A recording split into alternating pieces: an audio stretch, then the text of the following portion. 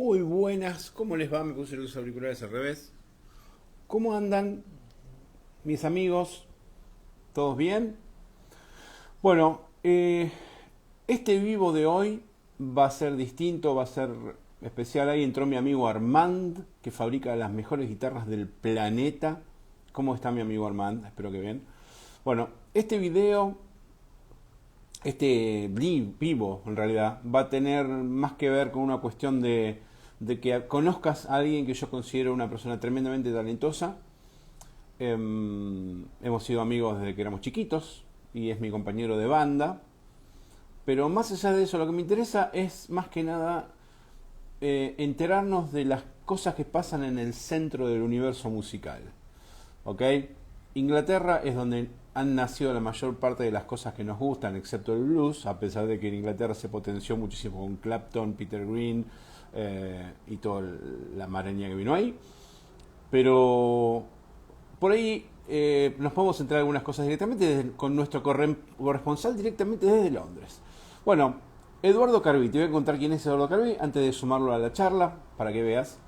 Edu es un cantante, compositor, ex baterista, creo que puedo ser ex baterista porque ya no toca, pero en una época era un gran baterista, que vive en Londres, Inglaterra, desde 1990, si no me equivoco, o por ahí, hace 30 años o más, con el cual formamos una banda que se llama Graffiti.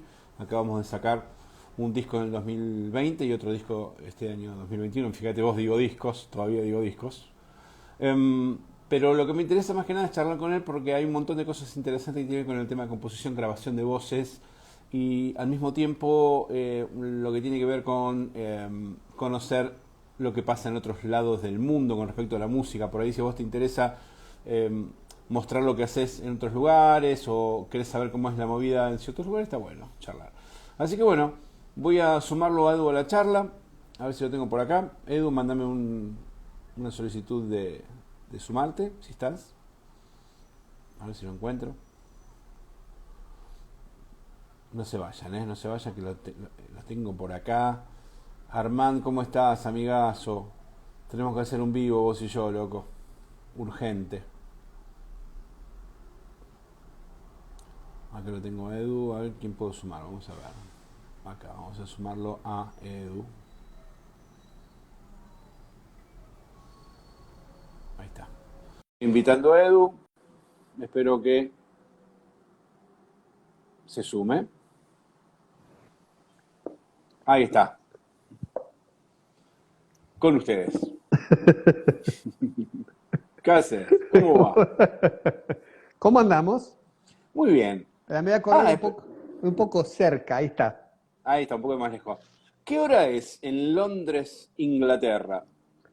En Londres, en este momento son las 23:02, 11:02 de Eso, la noche. y estás entrando en el invierno dentro de poco.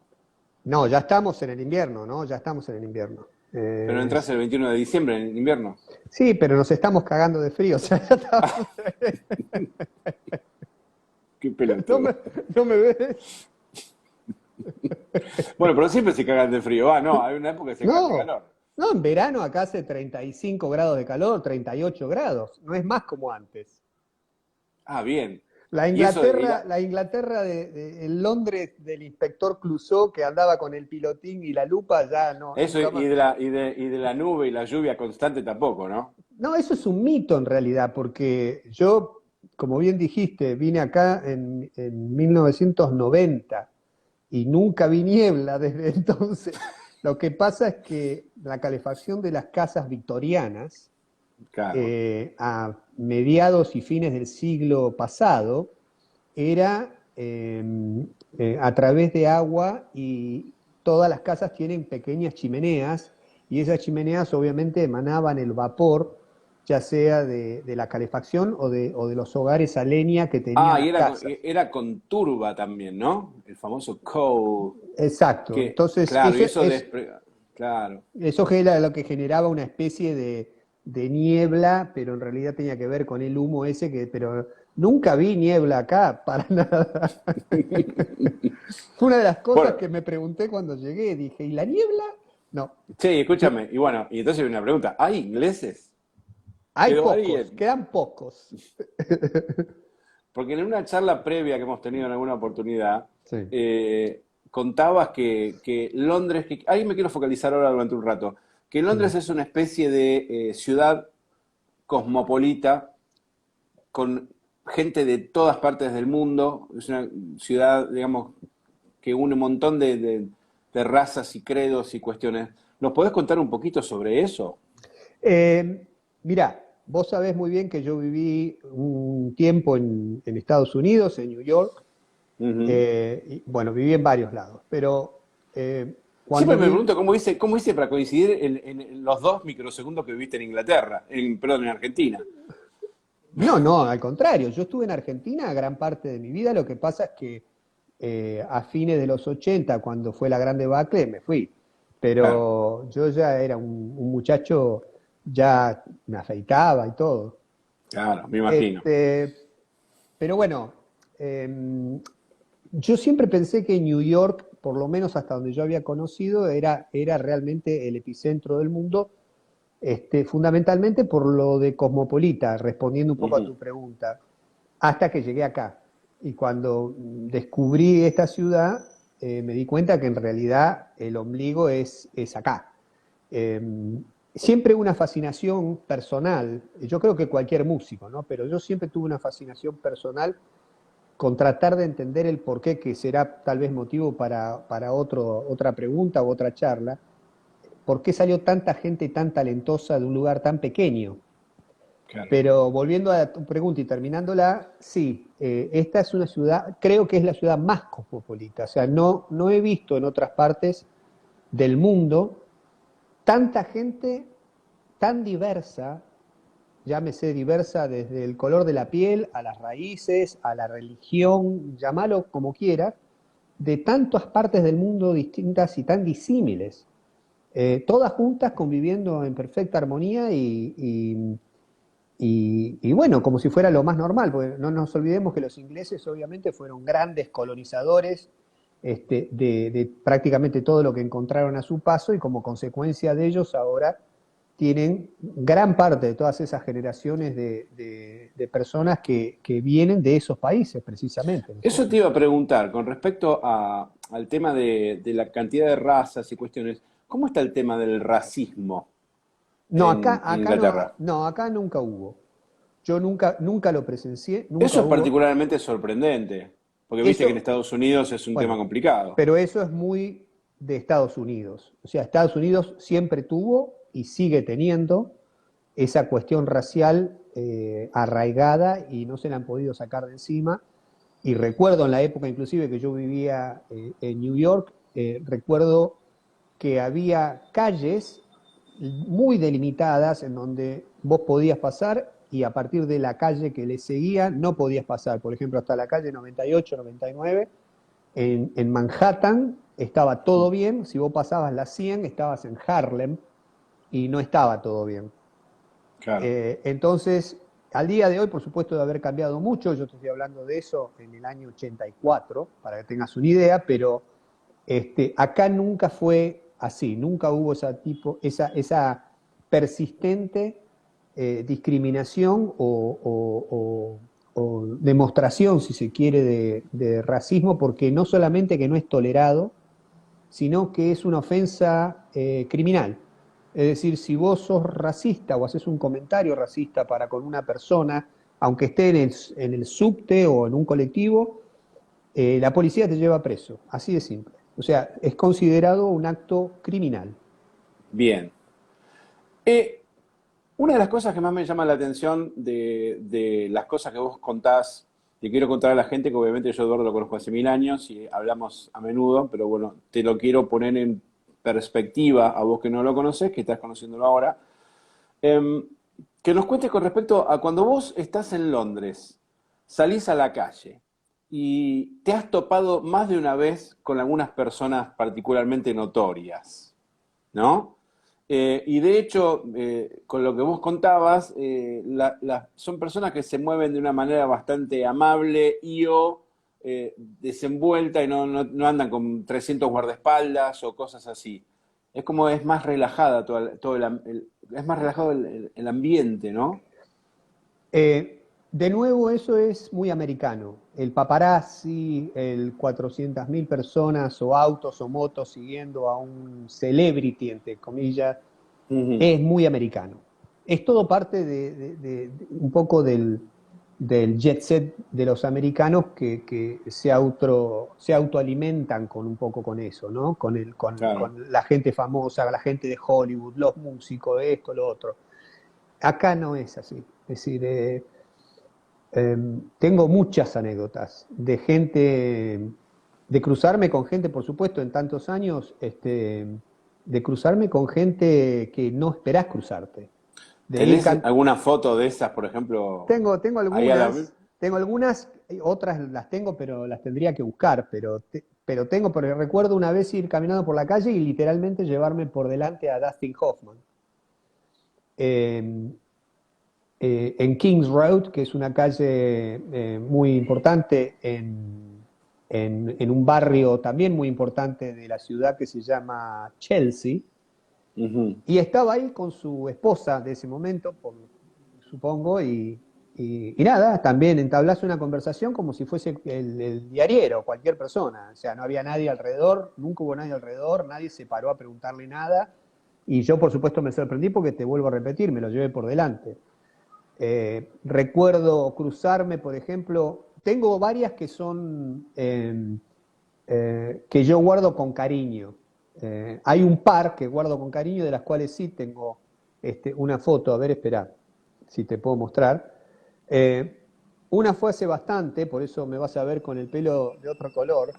Mm. Eh, pero no dejó de ser para mí muy emotiva porque son esos personajes, sobre todo para los músicos de nuestra generación, ni hablar para los guitarristas, esos personajes que uno ha tomado como míticos, si se quiere, que marcaron una historia y que marcaron Si es una la foto que línea. me imagino, yo me lo llevo a cruzar por la calle y me suicido con una púa medium. Y te voy a contar algo con respecto a esta foto que te la voy a mostrar. Espero que no salga mucho el reflejo, ¿no? A ver, Espero que se pueda ver. claro. Yo también quiero tener una foto con Jimmy Page. Aparte, mira Eh, la cara de buena onda que tiene Jimmy. no solamente la cara de buena onda de él, sino que también me lo crucé por la calle, esto es en plena calle, ahí en la calle. Me lo O crucé por sea, la... el tipo iba, perdóname, el tipo iba caminando por la calle, tipo con la bolsa del supermercado, iba a comprar bananas a la esquina, decía y- tipo, hola, Jimmy Page. Ponele, a ver, yo iba caminando por la calle y él iba caminando en el sentido opuesto, y yo lo cruzo, iba con una nena que después me di cuenta que era la hija. Ajá, Este, y bueno, paso caminando, lo veo inmediatamente lo reconocí, pese a que obviamente tiene el pelo canoso y demás, ¿no es cierto? claro, Pero inmediatamente lo reconocí porque es un personaje que a mí me marcó muchísimo. Estamos hablando nada más ni nada menos que del guitarrista de Led Zeppelin. No tenemos que decir nada. sí, no, no, Me paré y me volví para donde estaba él, porque fue instantáneo, o sea, lo crucé y dije, este tipo es Jimmy Page, y me volví porque no podía, mi asombro, y le digo, Mr. Page, y el tipo se da vuelta, o sea, como diciendo, ¿y qué pasa? Le digo, me pongo a conversar, le digo, yo claro, soy músico, soy argentino, oh, hice muy buena música desde Argentina, así, como lo estás escuchando. claro. Y en realidad no fue que lo paré y le dije, ¿me puedo sacar una foto con usted? Que para mí hubiese sido igualmente un sueño, sino que me puse a charlar con él en la vereda, con la hija. Y estaba con una polerita, un saco, yo tengo esta misma foto en color, ahí está en blanco y negro.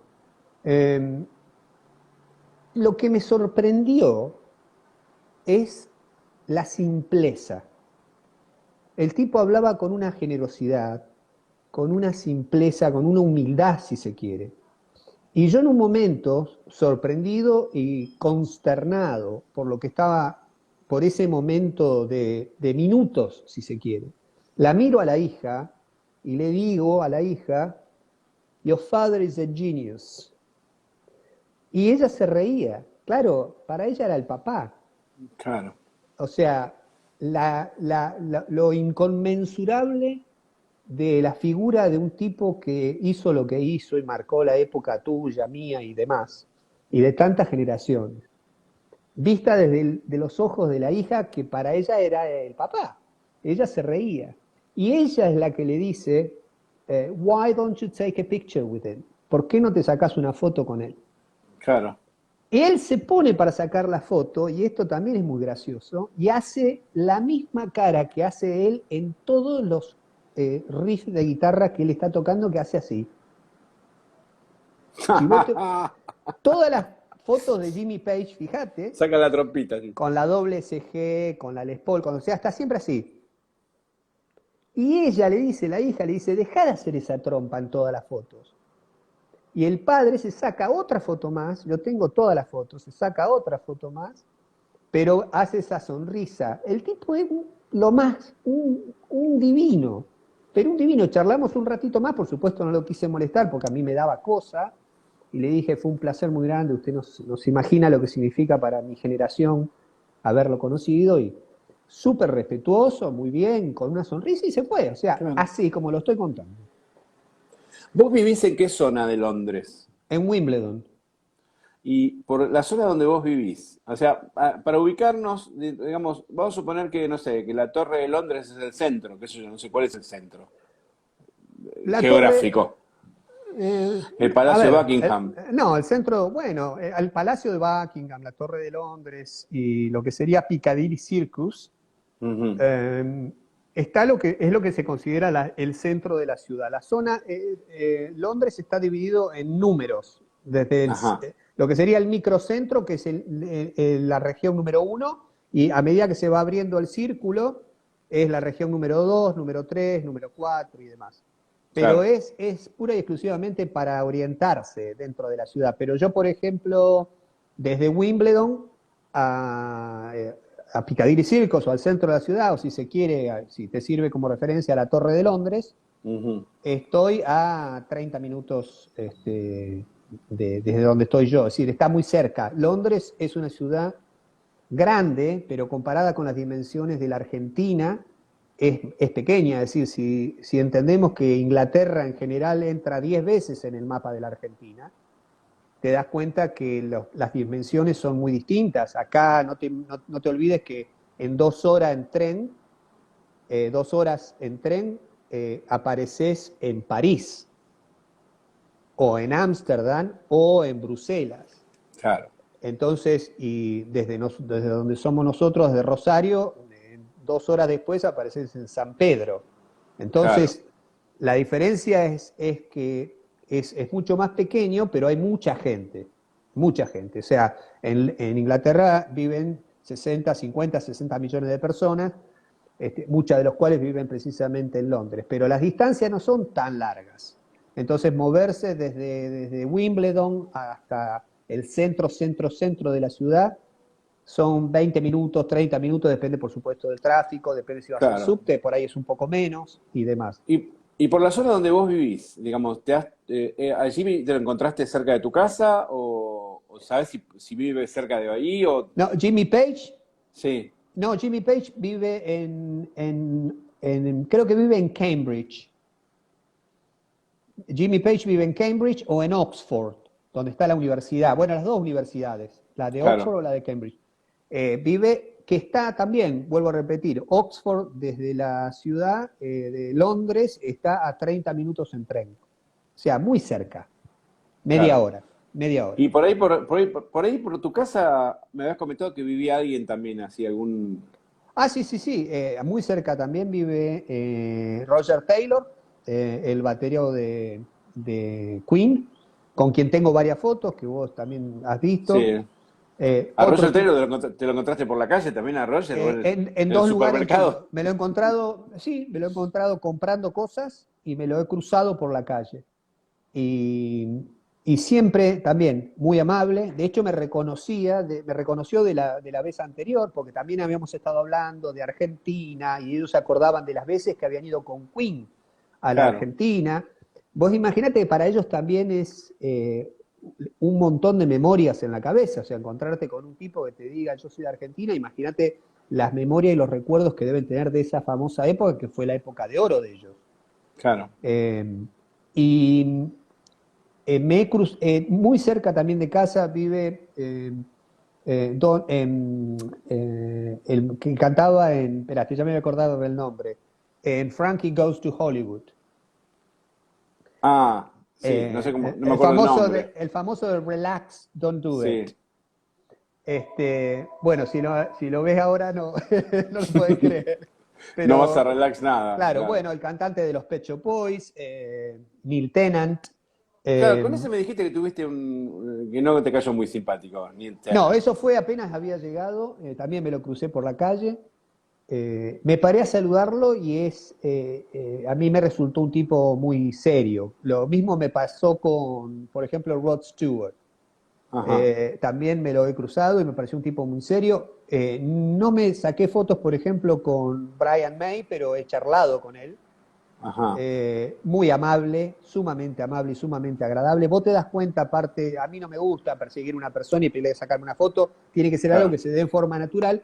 Y cuando te contaba lo de las fotos, hay otra foto que a mí me resulta que porque se dio de forma natural también, y no porque sea un cholulo que corro a gente por la calle, pero se dio de forma natural y porque también me sorprendió lo mismo que contaba con respecto a Jimmy Page. También guitarrista, espérate a ver si la tengo a mano, pero también me sorprendió para el personaje de que se trata la humildad. Una humildad que es difícil de encontrar en artistas y sobre todo en artistas de este nivel, ¿no? Claro, O de esta calidad. Más allá de que te guste o no lo que hace o como toca, estamos hablando de trayectoria y de leyendas, ¿no? claro, claro. Claro, Ron Wood. Te lo encontraste a Ron por la calle y le dijiste, ¿qué hace, Ron? Vieja, ¿qué hace? Y ahí lo tenés, viste, cabeza con cabeza, el tipo feliz de la vida. Él estaba atravesando un cáncer muy jodido. Ah, Estaba en ¿sí? sí, sí, estaba atravesando un cáncer muy jodido de pulmón, precisamente. Estos son tipos que han estado fumando desde la década del 60. Y obviamente eso les ha ido pasando, poco a poco les ha ido pasando boleta y estaba flaco, pero bueno, estaba perfecto, o sea, estaba bien. Estuvimos charlando un rato largo y lo mismo, estaba con la esposa y la esposa dijo, ¿por qué no se ponen que le saco una foto? Y yo me acerqué a él me puso la cabeza así como de costado, así que me apoyé en la cabeza de él y ahí está la foto. Y me dio mucha ternura, ¿me entendés? La verdad que me dio mucha ternura ver, es un Rolling Stone, te guste o no. Claro, y sí. Eh, Me dio mucha ternura porque humano, o sea, la gente por ahí pensará, y bueno, ¿y por qué no? O sea, no sí, pero, o sea, estamos hablando de un Rolling Stone. Claro, sí, sí. Estamos Hola. hablando claro, estamos hablando del violero de Led Zeppelin, o sea, estamos hablando de tipos que por lo menos para nosotros, es gente que ha caminado mucho. Che, ¿y alguna vez te topaste con algún Beatle? Sí, sí, bueno, bueno, he ido, por supuesto he ido a ver McCartney y todo eso, me lo he cruzado también, y me he cruzado a Ringo Starr en Sloane Square, también en el centro de la ciudad. Eh, Son los únicos dos que me he cruzado. Claro, Pero no tuve la oportunidad de charlar o de parar, o qué sé yo, porque claro, también entendé la situación, es gente que por lo general está con otra gente, claro. no van, raramente van solos por la calle y tampoco podés, repito, no es lo mío correr a la gente por la calle para saludarlo. Me he encontrado con mucha gente muy famosa que no me interesa ni siquiera decirle qué tal, cómo estás. Claro. Los que tienen que ver con la música o gente de cine, me he cruzado con mucha gente de cine o del mundo de la moda, por ejemplo. Me acuerdo un día estar en un negocio y que entrara un tipo, y no me voy a olvidar nunca de esto. eh, el tipo tenía una camisa blanca puesta y yo nunca había visto en mi vida una camisa tan blanca, nunca. O sea, era más que blanca, era como el sol la camisa. Y yo lo miraba como diciendo, qué blanca que tu camisa. Y el tipo impecable, ¿no? Con una barba muy delineada, impecable, el pelo cortado, delineado, impecable. Tenía puesta la camisa con un saco y un pantalón jean con botas, qué sé yo. Y yo estaba al lado de él, haciendo otra cosa, en el mismo Claro. negocio, pero haciendo otra cosa, mirando cosas, y veo que va a pagar. Y cuando va a pagar, pone la tarjeta de crédito para pagar, y la tarjeta era una American Express de metal, que yo hasta ese momento no había visto. O sea, todos los humanos tenemos tarjeta de crédito de plástico, la de él era de Claro, metal. Y claro. cuando pone la tarjeta arriba del mostrador era Tom Ford. El que está en el mundo de la moda sabe de quién estamos hablando. O sea, y también, de nuevo, el tipo más común del mundo, sin guardaespaldas, sin patobica, sin Rolls Royce, sin nada. Esta Claro. gente no anda con. Nadie de esta gente anda con autos lujosos, ni con. Son gente que la ves como las ves en esta foto, con una remerita, con una polera, van caminando por la vida, están en otra frecuencia, en otra galaxia completamente. Me he cruzado así y he charlado también con él mucho tiempo, muy amable. Michael Caine, el actor. Bueno, no sé, tendría que pensar un montón. Bueno, Thomas Dolby, también vos sabés esa foto que tengo con Claro. Thomas Dolby hace Sí. muchos años, súper agradable, súper amable.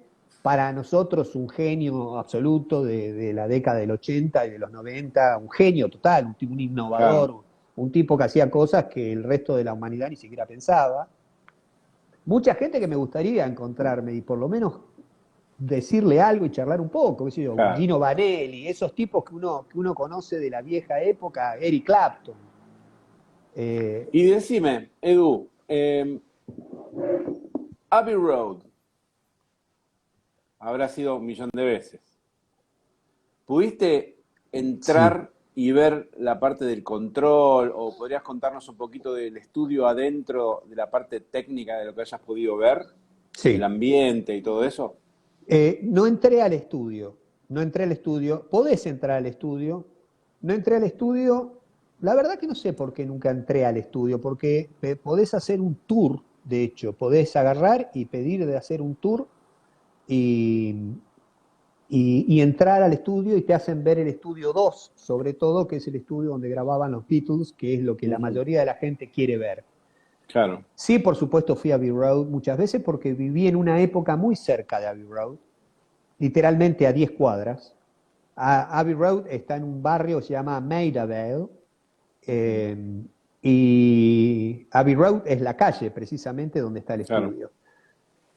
Y el estudio es una casa, o sea, no te esperas encontrar con una cosa de locos, si es una casa con una escalerita, que es la famosa escalerita donde los Beatles se sacaron muchas fotos, y por supuesto todo el mundo va y cruza la calle enfrente de Abbey Road, donde está el cruce de cebra, que es la famosa tapa del disco de Abbey Road. claro. Eh, la historia ahí adentro es ridícula, o sea, ahí ha grabado todo el mundo, bueno, ni hablar desde todos los discos de los Beatles, pero y demás. Es un lugar que me encantaría ir a verlo, pero por ahí ese lugar me gustaría ir a verlo con vos, cuando vengas a Londres, ir a hacer un tour adentro, porque me parece que no es lo mismo ir solo. No, no, apenas, O con alguien que no sea del palo de la música, porque entras a un estudio de claro. grabación con alguien que no es del palo de la música y no Y es. flor de embole. Claro, pero ir con alguien, si te venís para acá a Londres y demás, y ir juntos a Abbey Road y hacer un tour dentro del estudio y ver las cosas, todavía tienen las máquinas originales, eso sí lo sé, tienen Claro, las máquinas originales con las que grabaron todos los discos los Beatles, tienen los cosos de cinta, los grabadores de cinta de 4 pistas, se grabó con 4 pistas. Eso está todo ahí, pero también para ver, porque el estudio no es pomposo. Estoy seguro que inclusive vos habrás conocido ese estudio de grabación que a nivel técnico son muy pomposos. sí. Y dentro de Londres hay estudios de grabación muy, muy pomposos y tecnológicamente impresionantes, y sin ir muy lejos, un poco en las afueras de Londres, en una ciudad que se llama Bath, baños, Ujú. literalmente porque ahí había Sí, sí. baños romanos. Ahí es donde vive Peter Gabriel. Ajá. Y Peter Gabriel tiene ahí su estudio de grabación desde hace muchos años que se llama Real World. Y eso sí es eh, la NASA, literalmente la NASA. O sea, está construido al lado de la casa de él y está construido frente a un lago con cisnes y demás, y entonces desde el control principal ves todo hay un ventanal infernal y ese ventanal da al lago. No, una cosa de locos. Ese Tremendo. estudio tecnológicamente es un estudio que yo calculo que está inclusive por encima de lo que es Abbey Road. Lo que pasa es que lo que tiene Abbey Road es la trayectoria.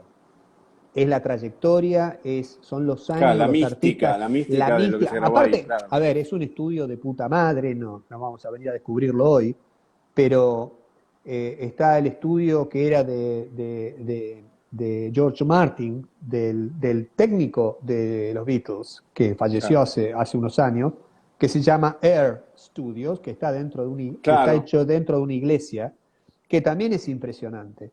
Pero bueno, lo de Abbey Road es eso, ¿no? Estás entrando a la catedral de la música y de donde inventaron el salame, por decirlo de alguna manera.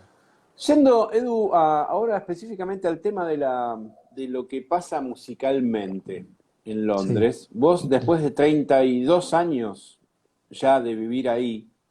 calculo que, bueno, te habrás recorrido o conocés bien cómo es digamos, el movimiento, de o como las olas que van y vienen musicales.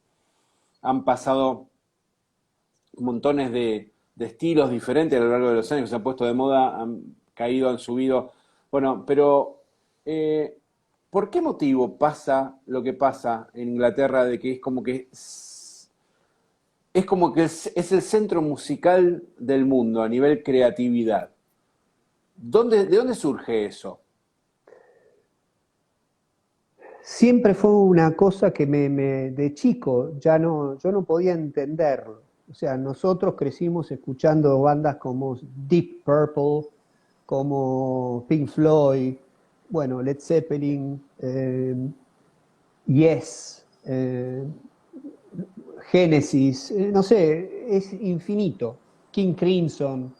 Yo escuchaba una banda de chico que era mortal, inglesa, pero mortal, mortal, que no la conoce nadie, solamente los que tienen canas como yo, que se llamaba Giant.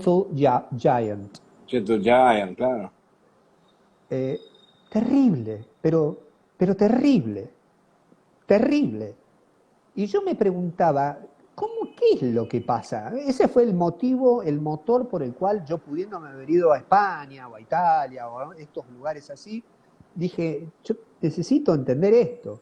Bueno, es inentendible. Yo creo que tiene que ver con una cuestión innata, cultural, definitivamente es cultural. Eh, Tiene que ver con el lugar. Londres tiene una especie de romanticismo en el aire que no está en otro lugar, que no se ve en otro lugar. Tiene que ver con el clima, si se quiere, no porque haga frío todo el tiempo, porque en realidad en Londres el clima nunca es extremo, nunca hace calor, calor de que te morís, ni hace frío, frío que te morís congelado. Pero sí el tiempo es muy cambiante y de pronto está nublado y por ahí sale el sol y después se vuelve a nublar. Es como muy melancólica la ciudad. Y a mí me parece que eso hace que haya un algo que genera un tipo de música que no se daría, por ejemplo, en otro tipo de países con otro tipo de idiosincrasias.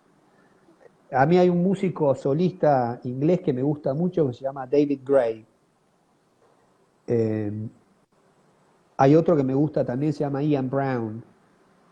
Eh, Son músicos que es la manera de escribir, si se quiere también, la manera de componer. Eh, Pero me parece que tiene que ver con eso, es definitivamente cultural, es cultural y es parte de la raíz de ellos. ¿Qué pasa con el rock en Inglaterra? Porque en el resto del mundo está en recesión. Hace unos años que ha dejado de estar en las primeras planas. Acá en Argentina y hay mucho debate con respecto a que el rock ha muerto, el trap y, digamos, las músicas urbanas han ocupado su lugar. Eh, ¿Qué pasa en Londres o Inglaterra específicamente con esa cuestión? ¿Qué pasa con el trap y lo urbano en Londres? Si existe, cómo está pisando, ¿qué pasa con el rock? ¿Cómo lo ves?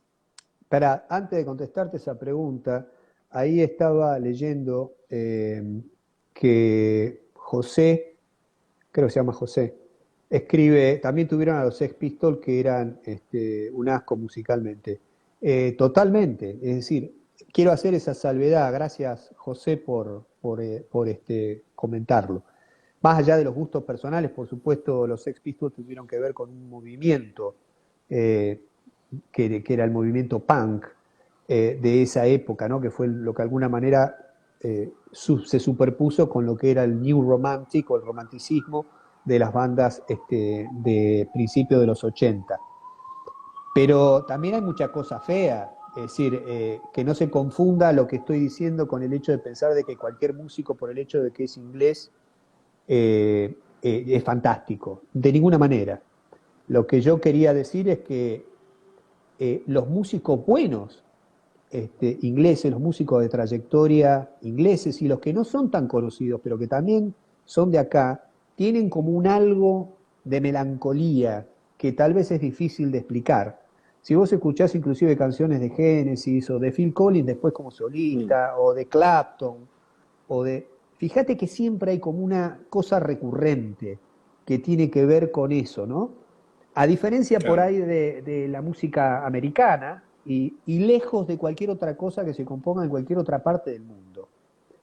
Pero por eso hago la salvedad de que no se malinterprete el hecho de pensar, porque yo lo viví en carne propia, venir un poco con el preconcepto de pensar de que cualquier cosa que uno escuchara acá, por el solo hecho de que es inglés, es fantástico, y no, hay cualquier porquería también, es decir, como en cualquier parte del mundo, y hay gente que Claro. toca bien y hay gente que toca pésimo, y he escuchado un montón de gente, inclusive conocida, que no pueden afinar ni dos notas. Seamos muy honestos, y por no hacer nombres, ¿no? Pero inclusive bandas que fueron muy famosas en la década del 80 que eran horribles. Claro. Estoy hablando de otra cosa, pero bueno, se entendió, pero gracias José.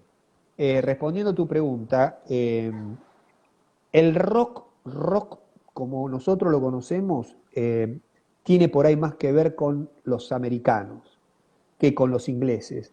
Pero el rock de los ingleses, que se sigue haciendo, es el rock que no tiene un punto de compatibilidad con el rock de los americanos. Para decirlo de otra manera que se entienda, los americanos tienen Foo Fighters, ahora, qué sé yo, y antes tenían, no sé, ¿a qué podemos llamar rock? ¿A Bon Jovi?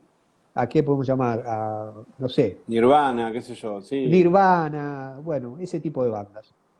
Los ingleses tienen no, Arctic Monkeys, si buscas algo dentro de más o menos esa línea.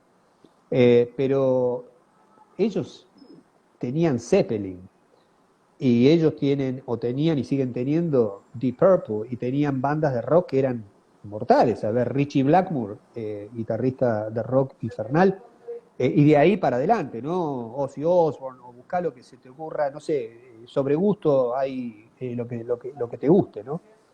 Pero eso de que el rock ha muerto o ha desaparecido, a mí me parece que es lo mismo que decir que el jazz ha muerto o ha desaparecido. Yo creo que tiene que ver con una cuestión de tendencia y tiene una tendencia de qué es lo que se pone de moda. Y automáticamente cuando se pone algo de moda, lo que no está de moda es como que empieza a quedar entre comillas, en el olvido de la gente. Claro. Pero no deja de ser eso, no deja de ser una moda. Es lo mismo que pasa con la ropa. A veces yo hago esa comparación de la música con lo que es fashion. Y si uno empieza a observar y te fijas cómo se vestía la gente a principio de siglo, un tipo hoy por la calle vestido como se vestía alguien a principio del siglo estaría de primera vestido. Pero fueron pasando distintas etapas y fueron pasando distintas modas donde lo que hoy era fashion, al otro año dejó de serlo. Y con la música pasa algo muy similar. Me acuerdo después de los 80, bueno, en los 70, toda la época experimental, con el rock progresivo y todo eso, con bandas como Emerson, Lake and Palmer y todas estas bandas que mencionaba, a la década del 80, que fue mucho más popera, a la década de Claro. los 90, donde empieza a haber una transformación y empiezan a aparecer el rap y un montón de Y, otras cosas, claro, y Oasis y todas esas bandas, y ¿no? Va Oasis, la el mano. Britpop, y etcétera, etcétera, etcétera. Bandas de músicos que no necesariamente tocaban bien, comparados con músicos virtuosos como la época de King Crimson y toda esta gente que eran verdaderos virtuosos y que eran tipos que tocaban algo que realmente muy poca gente podía tocar. Pero son tendencias. Yo creo que la música está y va a existir siempre, y va a haber siempre un público de gente que va a seguir bandas de rock, y va a haber siempre un público que va a seguir bandas de pop, y va a seguir siempre un público que va a seguir, etcétera, etcétera. A mí me parece que en definitiva lo más importante es que esté bien hecho. La gente va a ver bandas. ¿Qué hace una banda nueva en Londres? Ese es el gran dilema. Vos tenés una banda en Londres, una banda nueva, ¿ok? ¿Dónde tocas? Londres en ese sentido es la meca, me parece, porque tocas en cualquier lado. Hay desde lugares pequeños a lugares gigantescos. Por supuesto, empezás tocando en lugares pequeños y haciendo circuitos pequeños, ya sea en Londres o en las afueras, porque Inglaterra es grande. Claro. Entonces, bueno, nos olvidemos que gran parte de las bandas famosas inglesas no son de Londres, son de Manchester. Bueno, los Beatles mismos eran de Liverpool. Liverpool queda lejos, son 6 horas en tren Ujú, desde Londres. claro. Eh, bueno, el Britpop y todo eso era un poco, la gran mayoría, la tendencia era gente, chicos de esa zona, de Manchester, del norte de Inglaterra. De ahí salieron los Duran Duran. Entonces, es así, lugares para tocar está lleno porque la música es una cosa muy importante en Claro, por eso, en la cultura del actualmente, inglés. eso iba. Actualmente, hoy, 2000, casi 2022, la música en vivo sigue siendo importante, las Es, bandas siguen tocando. Eso es es, importante, claro, Londres es la ciudad con mayor movimiento artístico del planeta. Y cuando digo artístico me refiero lo que se te ocurra que entre dentro de lo que es arte. Desde ir a ver un musical, como he ido a ver hace unas semanas, que posteé algunas cosas en mi Instagram, el de Back to the Future, ujú, y entrar a ver un musical pensando que vas a ver un musical donde hacen una parodia de la película Back to the Future, y en realidad te encontrás que estás viendo algo que no podés creer cómo lo hicieron. O sea, literalmente. O sea, te estoy hablando de a nivel de que el auto de Back to the Future aparece por arriba de tu cabeza, da la vuelta y se va, y es el auto de verdad con la gente, con los actores adentro. Y yo estaba claro. sentado mirando para arriba así. O sea, estamos hablando algo que salís del teatro Qué y loco eso, ¿eh? no, ¿qué fue lo que acaba de pasar? O sea, literalmente, ¿qué fue lo que acaba de pasar? Y yo no soy un niño que lo engañé fácil, pero todo lo que tiene que ver con arte, o ir a ver, por ejemplo, una exhibición interactiva y móvil de Van Gogh, una cosa bizarra, o sea, Van Gogh, pero En un corredor. en movimiento, sí, A en veces era correcto, Dalí. será Dalí. Y es todo así, es decir, es una ciudad que se retroalimenta por todo lo que tiene que ver con el arte. Y el arte, me refiero a todo lo que sea musical, ni hablar, Claro, todo lo que sea fotografía, todo lo que sea teatro, todo lo que sea musicales, todo lo que sea, es un constante nutrirse de teatros, de esto, de cine, de cosas, de las premier de cines que se hacen acá, en el centro de la ciudad, en un lugar que se llama Leicester Square, que es donde hacen la famosa alfombra roja y todo eso. Es claro. decir, es infinito para ver. Y cuando vos te fijás, hay, por ejemplo, bueno, te fijás en internet o en Google, pero si vos te fijás en una revista que sale, que a veces te la regalan en la calle, se llama Time Out. Y te muestra todo lo que está pasando en la ciudad a nivel cosas para ir a ver.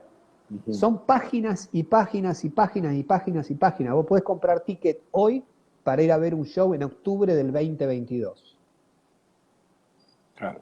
¿Vos has ido a ver, por ejemplo, así, a una banda que no conocías, a un bar o cosas así, en alguna oportunidad? Sí, O sí, he ido a ver. Y he visto cosas muy buenas y he visto porquerías.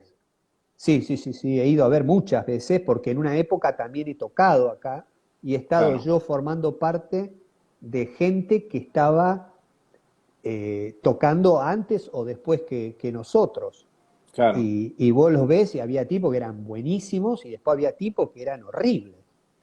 Es decir, a ver, por ejemplo, Ed Sheeran, que hoy es Sí, un mega artista mundial, están los videos en YouTube del pibe tocando en la vereda. Posta. sí, sí, sí. Está el pibe tocando en la vereda, cantando con una guitarrita pedorra, igual que ahora, con la misma Martin esa mini, igual. Es decir, eso es muy común acá, muy, muy común. Y podés ir a ver cosas que te vuelan la cabeza, porque no te la esperás, como podés ir a ver cualquier porquería. Pará, Luis Momero Spinetta, ¿cómo te va? Hola, tengo que saludar porque se me van a cagar a piña. ¿Qué nombre, Luis Momero Spinetta? ¿Por qué? Ariel es gay, me pone. Ay, mi amor, ¿cómo me vas a decir una cosa así? Che, por favor. Bueno, Edu, ¿Qué? vamos a focalizarnos un poquito en lo que vos estuviste haciendo estos últimos años, desde Londres, específicamente, eh, el ambiente a vos te ayuda a la parte, cuando tenés que escribir, cuando tenés que escribir una letra, digamos, o tenés que escribir una melodía, como has hecho para los discos de graffiti, ¿el ambiente a vos te inspira o te basás en experiencias, digamos, de tu vida anterior, por decir de una manera?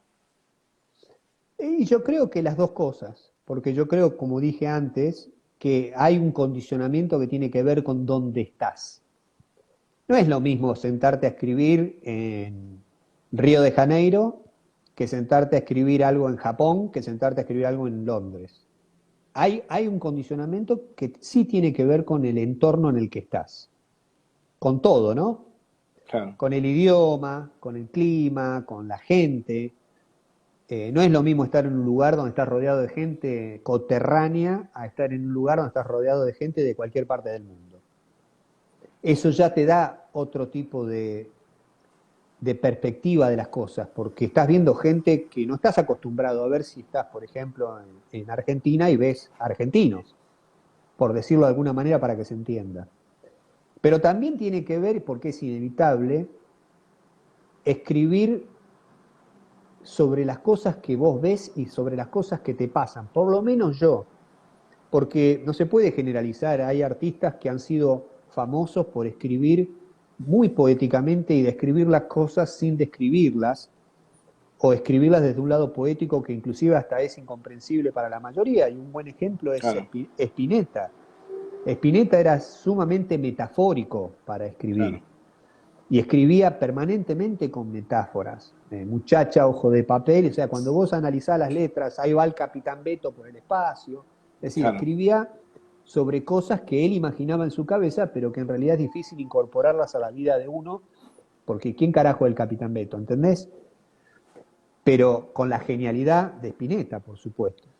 Eh, Morrissey. Te sí, quiero parar ahí por eso. Morrissey, no sé si habrás leído algunas las letras de él. A mí me parecen particularmente fantásticas. sí, Porque describen mucho lo que es Inglaterra y el inglés. sí, Desde un punto de vista muy inglés, ¿no? sí. Obviamente. Y obviamente eso sumado a todo su karma de su fato homosexual y de su... Hay temas que son realmente, no sé si habrás escuchado, pero hay temas que son casi lamentos de haber sufrido muchísimo esa condición, ¿no? Sí. Especialmente en los primeros años. Entonces, vos, las letras de Morrissey en particular, cuando yo las leo, vos tenés un dejo a esa misma onda de escribir, transmitiendo cierto sentimiento tipo película. Vos lees la letra y es como te metís en un lugar, ¿ok?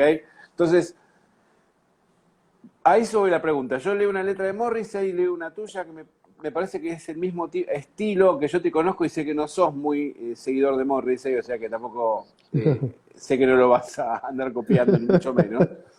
Eh, pero por eso me parecía como, es como que el lugar te llena de cierto tipo de info que la sacás escribiendo. No sé si será cierto eso o no. En mi caso, yo escribo sobre cosas que yo veo y que percibo y que algunas pueden ser autorreferenciales, hasta te diría sin querer, otras no. Pero no escribo sobre utopía, Ujú. escribo sobre la realidad de lo que veo y de lo que pasa. Sobre todo cuando estamos hablando un poco haciendo recopilación, por supuesto, de estos dos últimos años. Claro, Eh, Cuando vos te sentás con un lápiz y un papel a escribir una letra, sobre todo cuando vos, por ejemplo, tirás una línea armónica compuesta, tan hermosamente compuesta como lo sabés hacer vos, yo me pongo auriculares o in-ears o lo que sea, y cuando escucho eso una vez y otra vez y otra vez, y por ahí cierro los ojos y lo escucho, es como que te está diciendo qué es lo que está pasando. Es como que vas descifrando la clave de algo.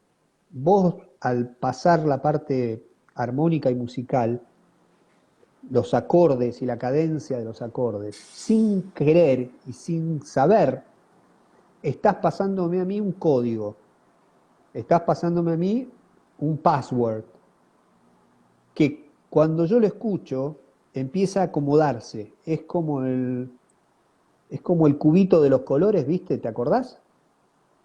Sí, sí, sí, Eh, sí. El cubo Rubik. el cubo de Rubik, ¿viste? Es lo Sí, sí. mismo, ¿viste? O sea, hasta que llega un punto que tenés todos los colores, cada uno en su lugar. Y Ahí esto es lo quisiera, mismo. ahí quisiera detener una cosa porque les quiero contar a la gente que nos está viendo. Eduardo y yo formamos una dupla compositiva desde hace muchísimos años.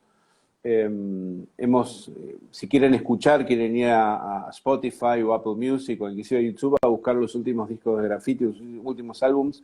Los hemos hecho enteramente Edu y yo desde acá de Buenos Aires, Edu desde Londres, y tenemos un sincro para componer muy interesante. Por eso le estaba preguntando, pero a mí lo que me interesaba en esta charla no era, digamos, ponerme yo en el foco, sino quiero poner el foco en él, porque es importante que lo conozcas, porque hay mucha data, y más si te gusta la música, si te apasiona la música, porque hoy en día hay, no quiero decir de una manera tan burda, pero hay mucha basura sonando, y hay mucha buena música la gente se pierde porque en el medio del ruido blanco de la cantidad de cosas que hay dando vuelta. Y yo creo realmente que lo que estamos haciendo con Eduardo merece escucharse. Ahí pasa el chivo, anda a escuchar los últimos discos de Graffiti y no rompa las pelotas. Bueno, eh, pregunta puntual, Edu. Eh, Perdóname que te sí, interrumpo. Y ahora me decís, hay varios muchachos que estaban preguntando, Carlos López, Diego, Simone y demás, preguntan, estoy leyendo rápidamente, preguntan si es primero la letra, lo que se compone, y ujú, después va la música o viceversa. Y la respuesta en realidad es que puede ser de las dos maneras. Hay un ejemplo muy pero muy claro, que es el ejemplo de Elton John, que nunca compuso ninguna letra, porque las letras de Elton John, de todas las canciones famosas de Elton John, por supuesto, las escribió Bernie Taupin. Bernie Taupin nunca compuso una canción. Entonces es una dupla en donde uno escribe las letras, se las pasa a Elton John y Elton John las musicaliza. Personalmente a mí me parece muy difícil trabajar así, porque me parece que es mucho más fácil adaptar palabras a acordes que acordes a palabras. En nuestro caso es al revés. Ariel trabaja sobre la parte melódica, perdón, armónica y sobre la parte musical y tira esa idea de concepto, que es lo más importante. Esto es el concepto de la estructura de lo que puede ser una canción. Es una canción en sí misma, pero le falta esa parte, ¿no? La parte de la melodía. Y ahí es donde uno empieza a pensar en qué primero línea melódica vos descifrás con eso de que hablábamos antes. ¿Qué te claro. está contando la canción? ¿Qué te está tratando de decir? ¿Para qué lado va la canción? Y después, en función de eso, cuando vos lográs entender que la canción va para este lado o para aquel, es donde vos empezás automáticamente, yo en mi caso, por supuesto, empiezo automáticamente a, a visualizar qué es lo que te quiero contar. Vos, por ejemplo, en el álbum de Graffiti 3 que hicimos el año pasado, me pasaste una canción, casi te diría de guitarra nada más, que es Corazón Mendigo. Sí. Yo nunca hubiese escrito esa letra si no hubiese escuchado los acordes que tocaste. Entonces quiero que también entiendas la importancia de lo que vos haces, porque yo no hubiese escrito esa letra si no hubiese escuchado esos acordes, si no hubiese escuchado esa cadencia. Cuando la escuchás Es una ahora, cuestión de mood, básicamente. Es una claro, cuestión cuando de... vos escuchás la canción ahora, es como que la letra y la música salieron al mismo tiempo. Y en realidad no. En realidad vos tuviste esa idea, esa genialidad de escribir esos acordes, de componer esos acordes, y eso a mí me generó escribir sobre esa temática, Corazón Mendigo. Es una canción triste, pero no hubiese escrito yo eso, ni hubiese escrito Tuyo y Mío, Mirá, del mismo álbum. acá Oba Toledo, fíjate lo que dice. No sé si lo podés leer. Me Sí, gustaría saber cuáles son esos manuales, porque nosotros primero, hacemos todo al revés. primero la letra y después la música, es más fácil. Están todos los manuales. Bueno, no puede ser que para mucha gente, por eso digo, no hay una regla, no hay una regla. No hay, en todo lo que tenga que ver con el arte, no hay una regla. Pero hay gente que tiene más facilidad para hacerlo de una manera y hay gente que, a ver, Elton John, como bien lo dije al principio, lo hizo al revés y le fue muy bien. Entonces, con esto quiero decir que lo que a cada uno le resulte más fácil o lo que a cada uno le resulte mejor desde el lado compositivo, ¿no? Me ibas a hacer ¿Cómo te una pregunta. preparas? Claro, ¿cómo te preparas para cuando ya tenés la canción terminada? Tenemos 5 minutos para redondear esto, Sí. pero te quiero esta pregunta que la tengo ahí en la gatera. ¿Cómo te preparas? Vos ya tenés la canción, ya escribiste la letra, tenés la melodía lista, tenés el playback, tenés preparado el micrófono, el sistema, el estudio, todo. ¿Vos cómo te preparas para grabar? En principio me relajo. No podés cantar si estás pensando en otra cosa, no podés cantar, por lo menos yo, porque cuando yo trato de cantar, no trato de leer la letra, sino mi intención es que se transmita el mensaje de la letra. Si no, queda como que estás leyendo un texto. Entonces me parece que, por supuesto, más allá de lo que tiene que ver con la afinación y con la vocalización y todo eso, Ujú. lo más importante para mí en un cantante es la expresividad con la que cuenta la historia.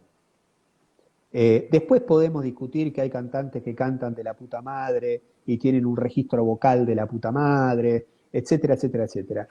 Pero a mí me parece que lo que llega a la gente es cuán creíble es lo que vos estás cantando, en función de lo que estás diciendo.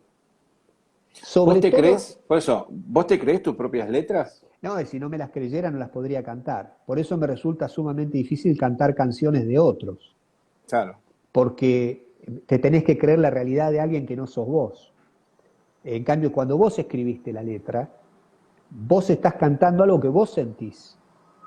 Y si vos estás cantando algo que vos sentís y lo estás cantando con emoción, es muy probable que eso emocione a la persona que lo está escuchando. No hay mucha magia. Tiene que ver con eso, ¿no? Con tratar de ser lo más honesto posible.